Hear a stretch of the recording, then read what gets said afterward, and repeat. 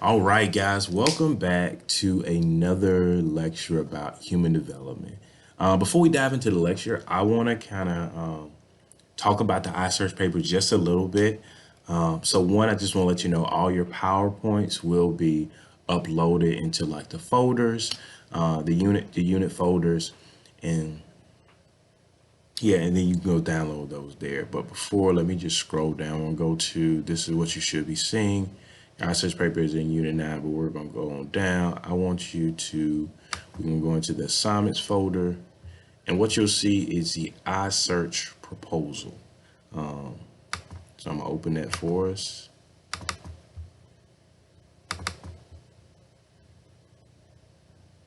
My computer will work.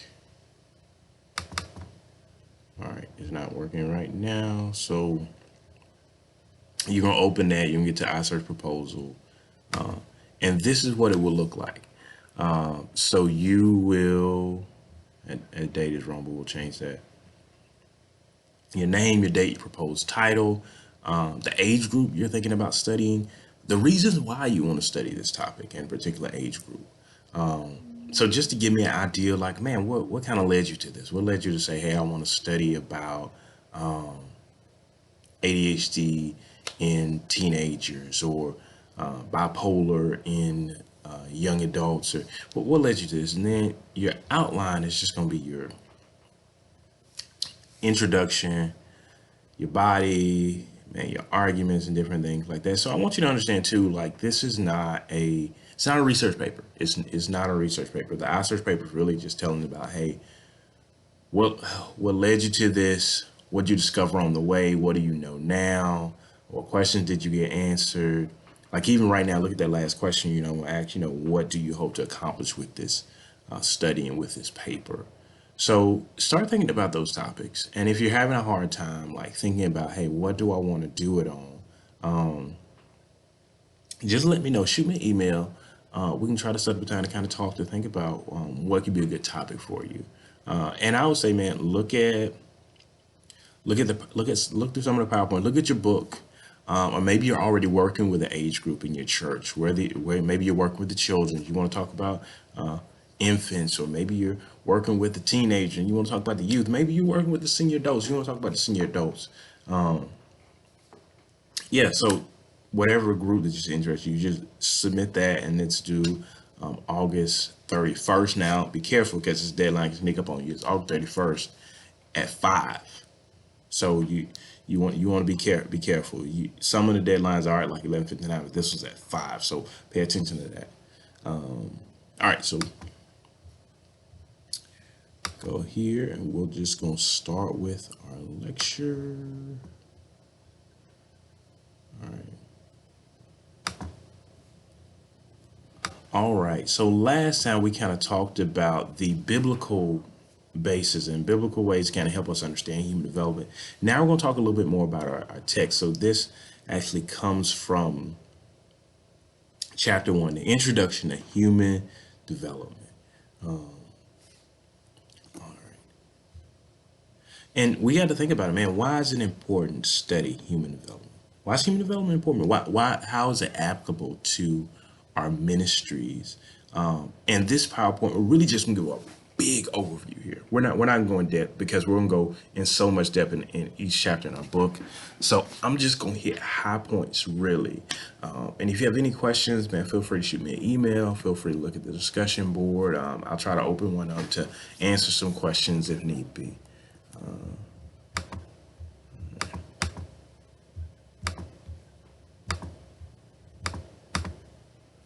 All right. So over a person's lifetime, there are a number of changes that occur. We have biological changes that occur.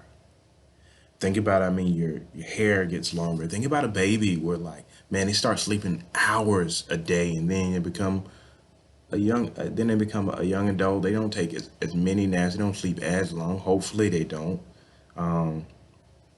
But sleep kind of changes what they need and what they need to eat and nourishment, and their body changes. They get taller, get shorter.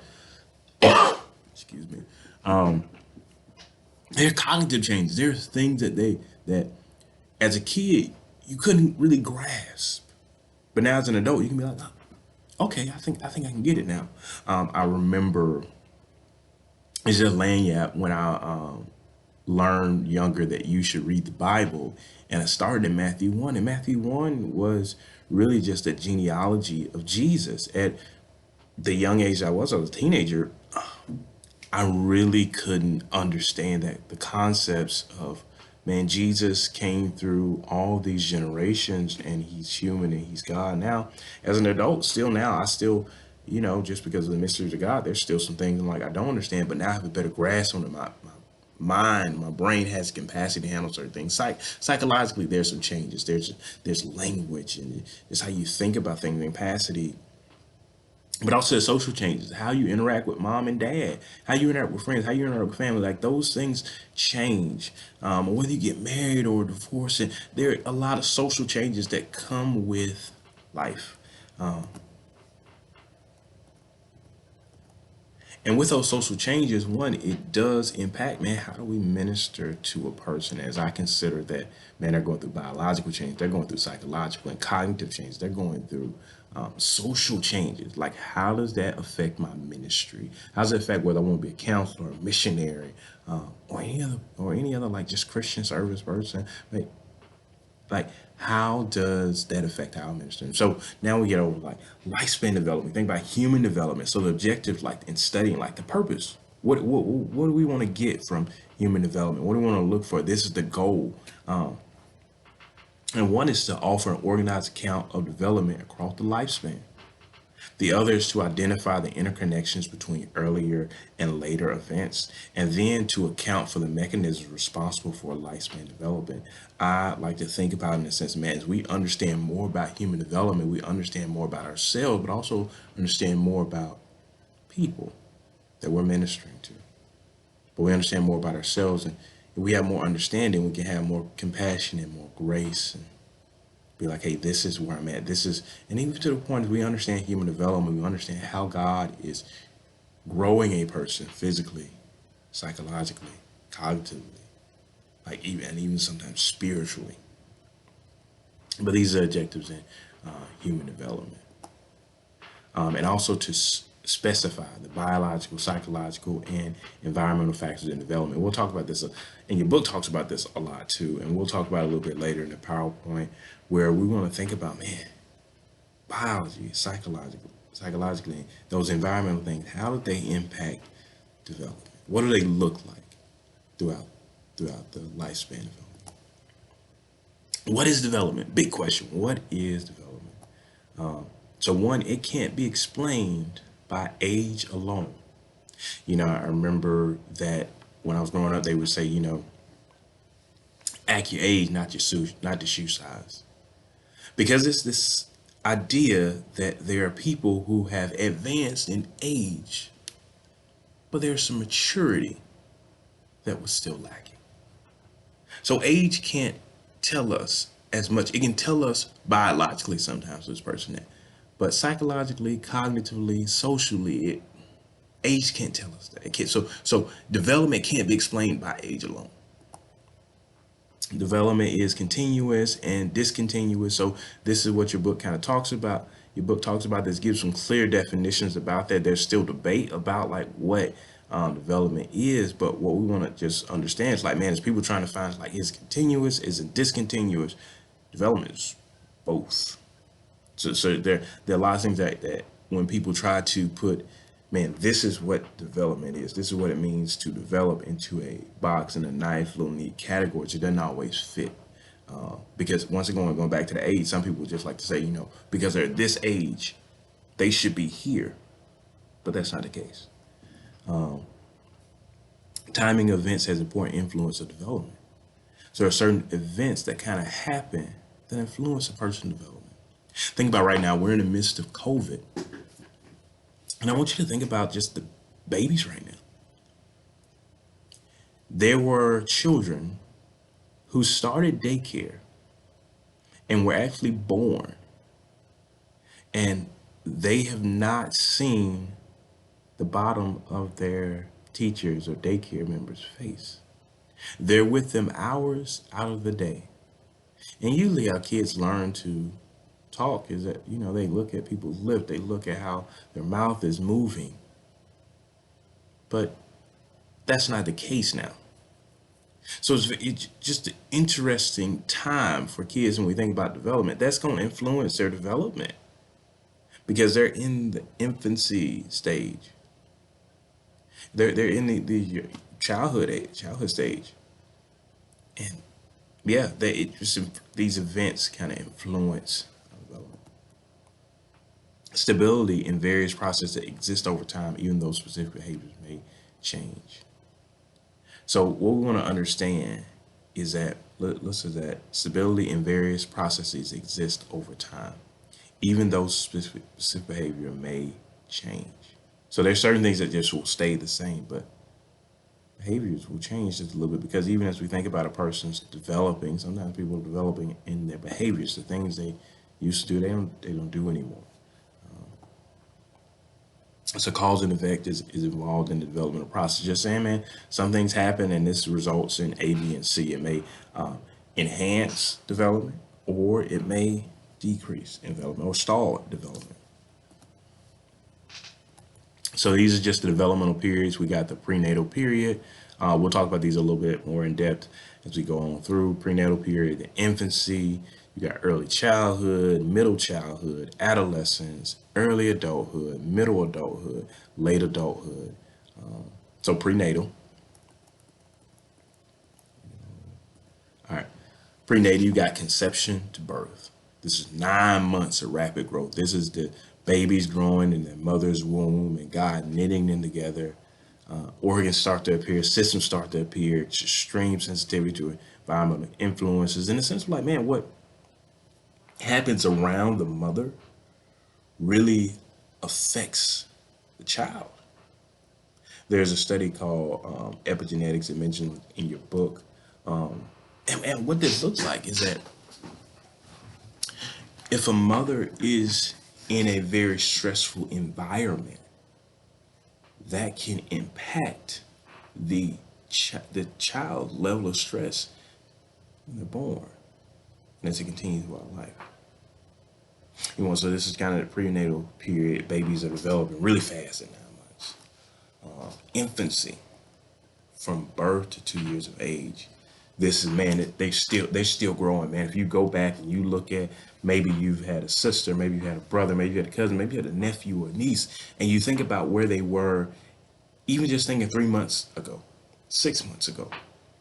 Man, they're growing so fast. You look at the picture, you're like, whoa, they changed, they grew, they got taller, their hair started, they're getting some teeth now. They're starting to walk and crawl and coo and all these things that happen. It's just really rapid. But then brain development provides a basis for emergence of motor, cognitive, and physiological outcomes. So in infancy, their brain is developing, man, it's going so fast. And we'll talk about what that looks like in the book a little bit more, and even to the point how that affects children and how it affects children and their behaviors.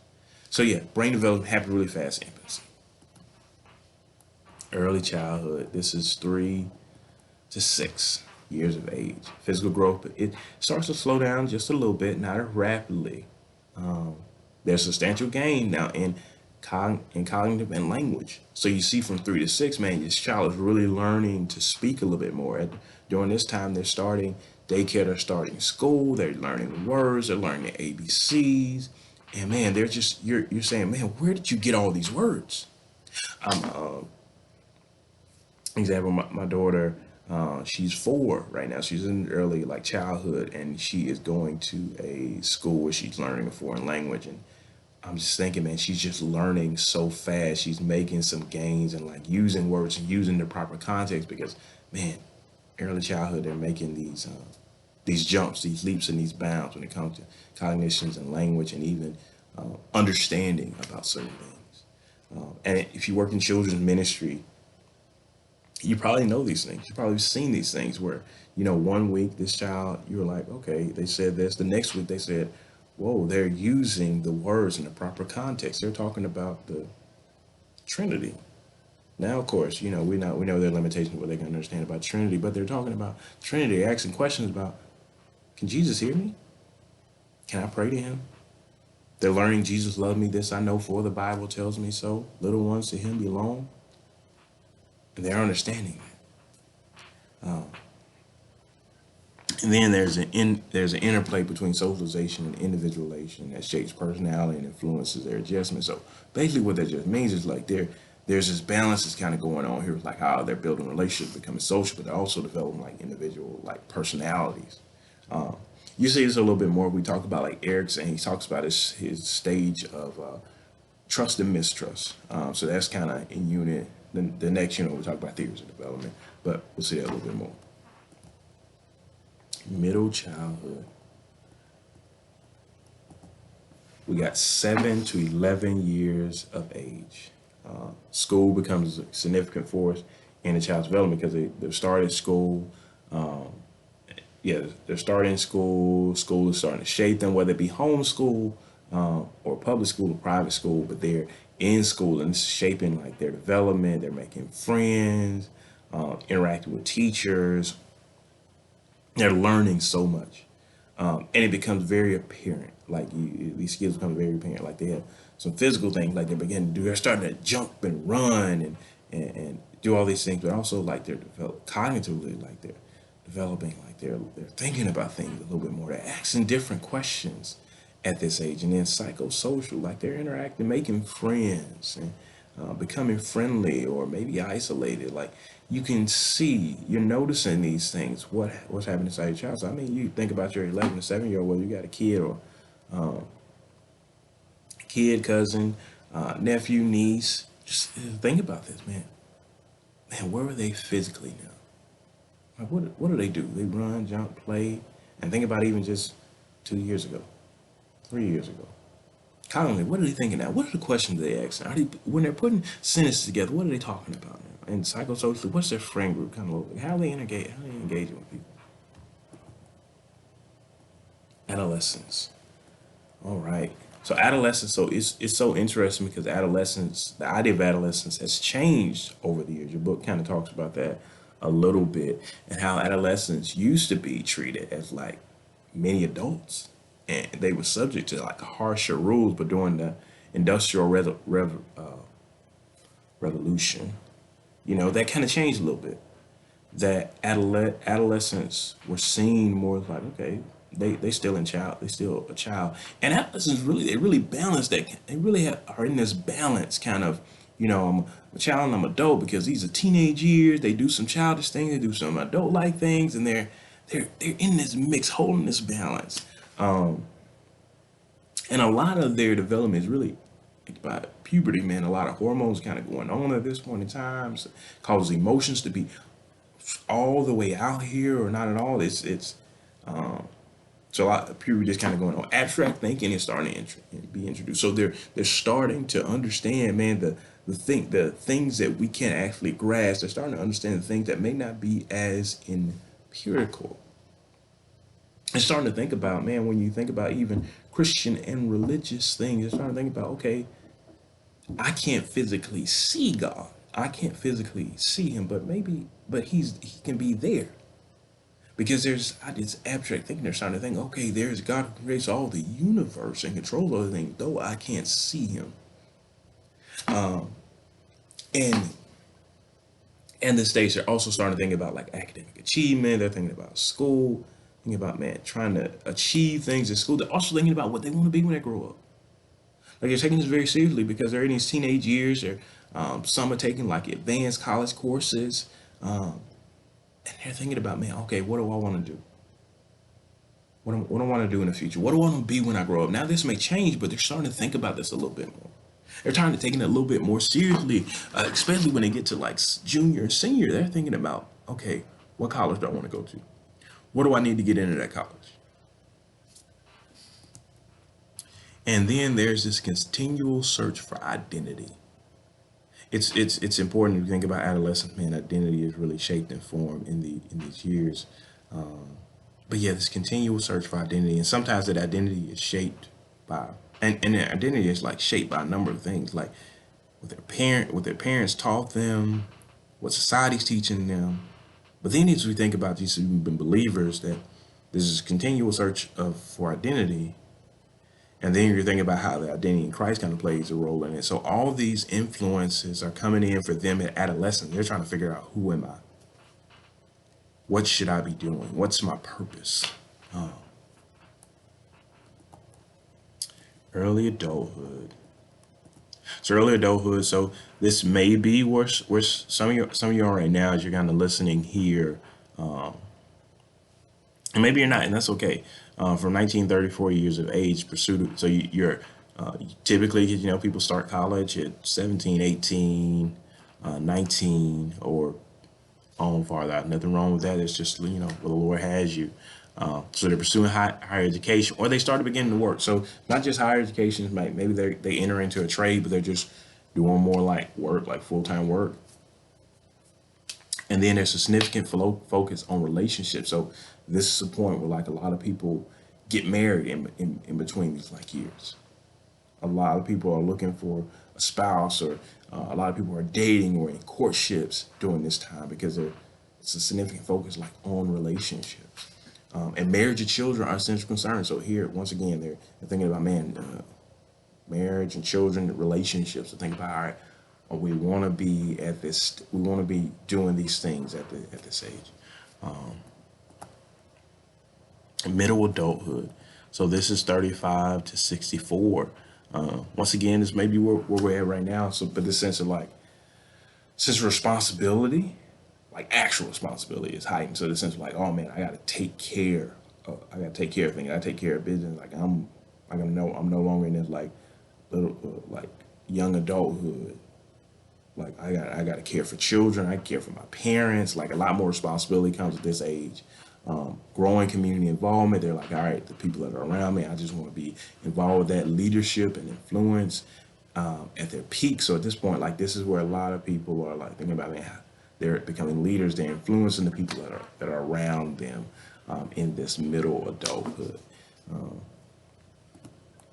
And there's also some physical changes that occur at this age, whether it's graying of hair, whether it's the starting of kind of wrinkles coming, hair's falling out, yeah. And then later though, so this is 65 and beyond. This is retirement.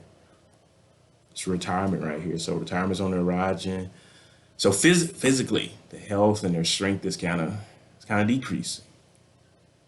Body's kind of breaking down a little bit, and adjusting to death of loved ones, because as you have more birthdays, there are other people that you're losing people that are around.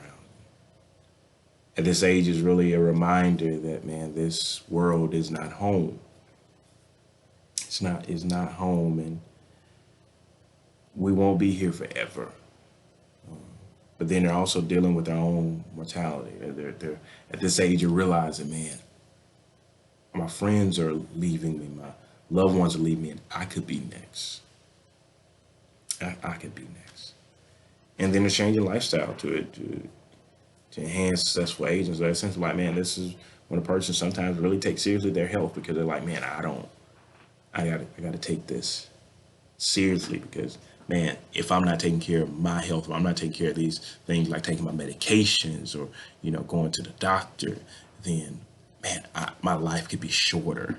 But then also, man, greater wisdom is enjoyed. Man, the Proverbs tell us that gray hair is a crown of glory. Talks about how, man, you know what? When you made it to 65 and beyond, you've had a lot of life experiences. You've seen a lot of things.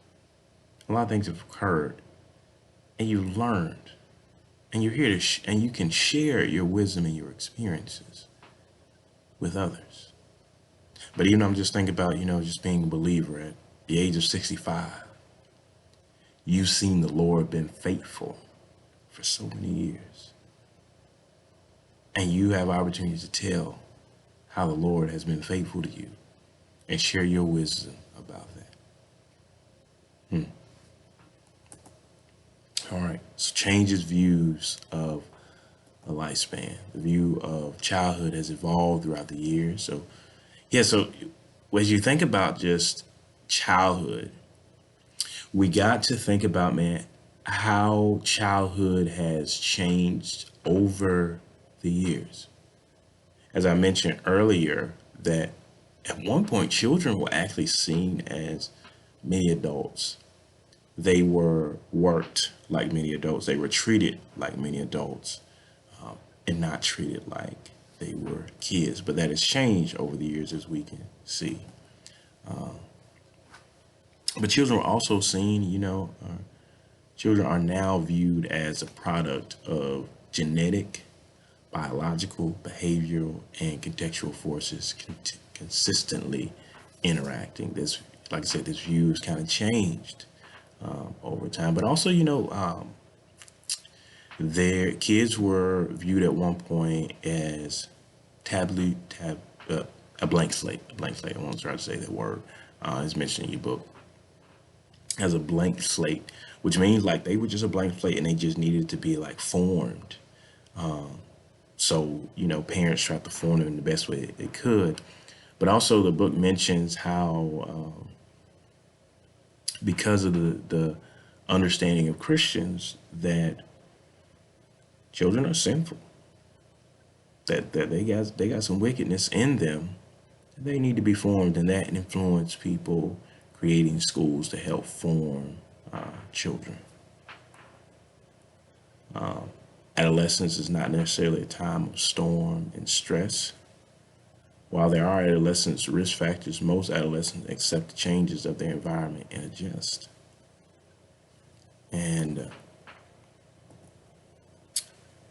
today's focus is on successful aging. So we look at, man, we just look at research and we look at people, and man, people are living longer. It's interesting when you compare years back, and what was the average like life expectancy. And now, because of modern medicine and technology, man, people are living longer. So a lot of people are focused on, man, how do I live longer? And it's thoughts sometimes coming at an early age. I know we talked about it. 65, they're thinking they're in retirement, wrestling with their mortality.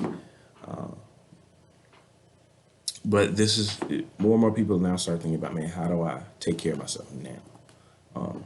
Wisdom both does and does not increase with age. So, yeah, it's a sense like, man, sometimes you get wisdom, sometimes you don't.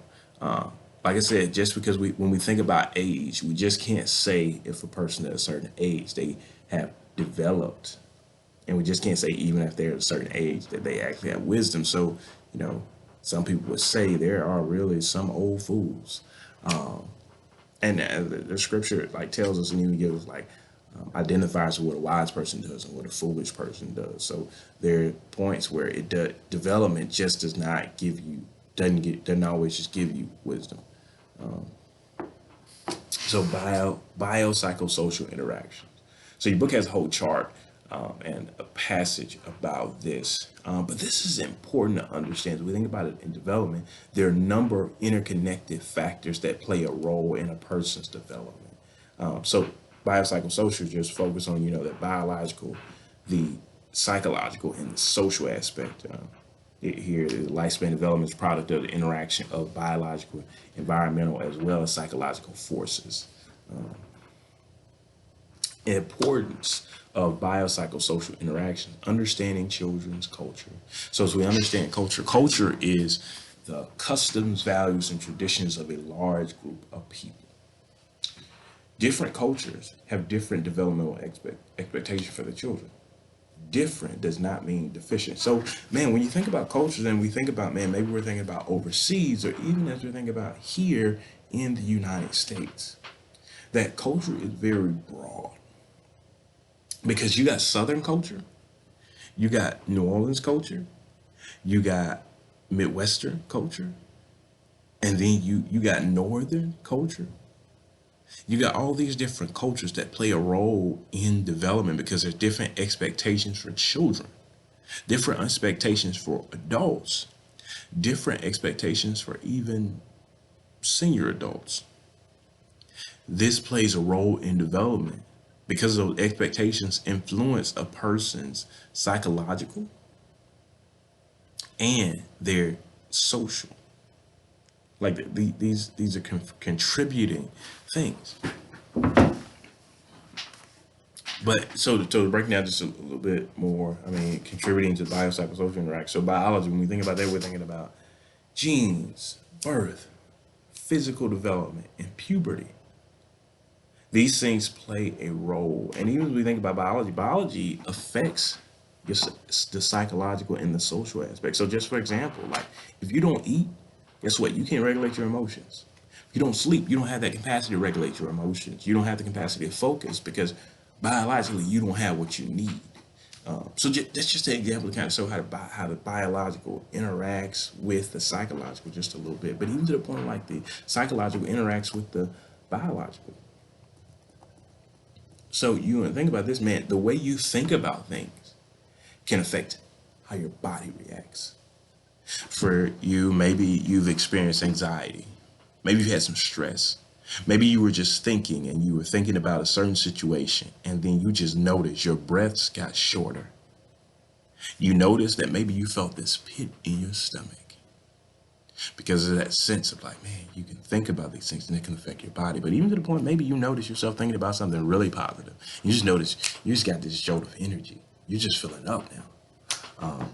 Anyway, it's just interaction. But anyway, when it talks about psychology, it's talking about the cognitive, the language, perception, or moral development. We'll talk about more about that too. Social, like the attachment, relationships, and like school, like these things interplay with each other and play an important role in a person's development, and their peers and media, and family, issues in lifespan development. So there, here we come back to that continuing continuity versus discontinuity. So the question: does developmental changes appear as a result of slow but steady progression, or is it a result of abrupt changes in stages?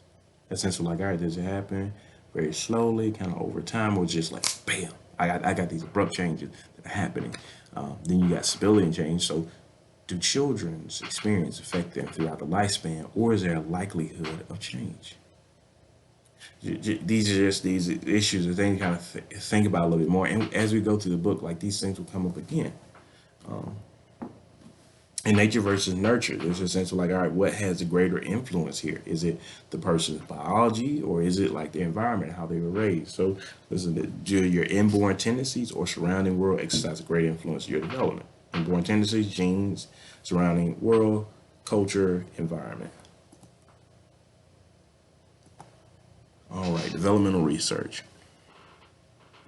All right. So we got these different studies. So one of the things you want to think about, man, how do people find out about like development? How do we answer the questions that we have about a person's development? And we do research. We do different studies. These are a number of different type of studies that people have used to help us to clarify some of the answers, or to answer some of the questions for us. Now, I know as you think about research, man, this may seem a little daunting. It may seem boring. It may seem like, oh man, why do I need to know about this in human development? Because as you think about exploring human development more, even as you think about doing your iSearch paper, you want to read some research, see what research is saying. Research will help you answer the question. Particularly research articles will help you answer the question. And if you're more versed in how do I read a research article, you're more likely to read it correctly and find some of the answers, or maybe it may give you new questions. But you have to know what kind of study is it. So you see, there's a number that we'll go one by one of these. So descriptive studies. So information is gathered on a subject without manipulating anything in any way. So not manipulating, not adding anything. You're not doing an experiment. Like, you're gathering information without doing anything. I mean, you're thinking about like, how much money does a teenager spend on shoes? You're finding it out, but you're not giving them money. You're not even giving them shoes. You're just gathering information. It's cause and effect cannot be determined. It's sort of essentially like, man, it's just figuring out more about like what's going on. You can't just say from this, like this is what the cause is, this is what the effect is. You have to do more research and more study to get that. But descriptive just gives you like the information. So if it's like an adolescent spends, $100 a month on shoes, let's just say that $100 a month on shoes, then you got the information, but you don't know the cause and effect of why are you spending $100 on shoes. Association between variables is usually established through correlation. So we don't know the correlation. We just description. We just got what happened. We had to do more research. Manipulative experiment. So this is what people think about here. Is that sense of like, all right, we're attempt to keep all variables except one. Try to be one. Try to be constant, but one, which is carefully manipulating. Manipulation experiments. This is what happens for usually drug tests, like drug. Think about even the COVID vaccine. Somebody had to keep everything the same, but had to give them the Moderna, the Pfizer, the Johnson and Johnson. Everything was the same, but you had to manipulate that one thing to see, did this actually work? Did this actually change? So with that, they may have given some people some placebos and say this wasn't actually a vaccine, but they may have thought they got the vaccine, but let it be known, they try to keep most things constant, but that one thing they change to see if that one thing made a difference.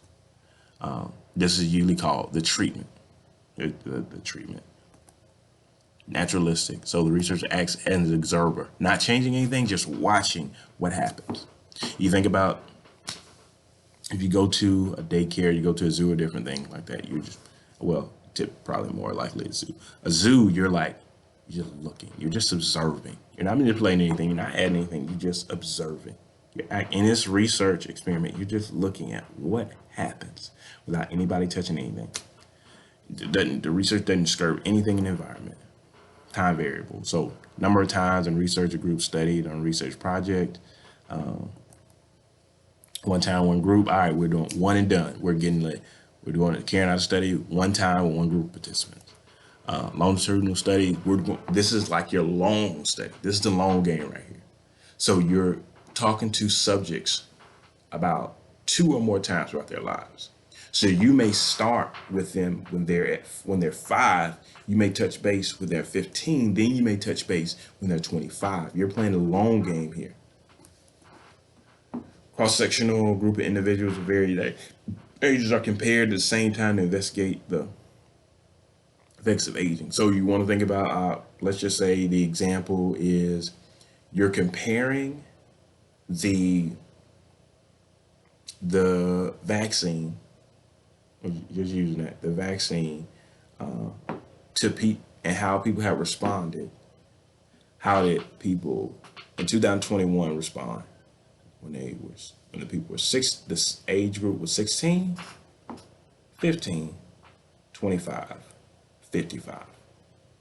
So you're when it's cross-sectional, you're studying various age groups at the same time to investigate the effects.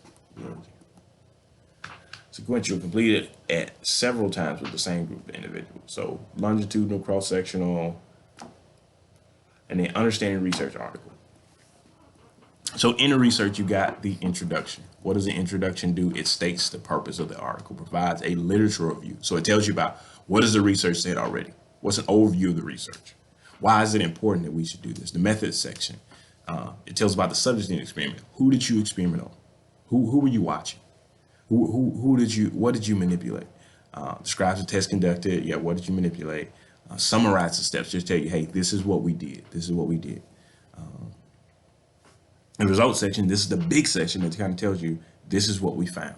This is what we found, and then highlights the difference between the groups. So it's essentially like, all right, if I compared it to the 15-year-old and 25-year-olds, I found out, the 15-year-olds, like, they didn't get sick after the second dose. But the 25-year-olds, they did get sick after the second dose. I'm highlighting the differences between those groups. Discussion, like communication important, what the research found, but then how it compares to other research.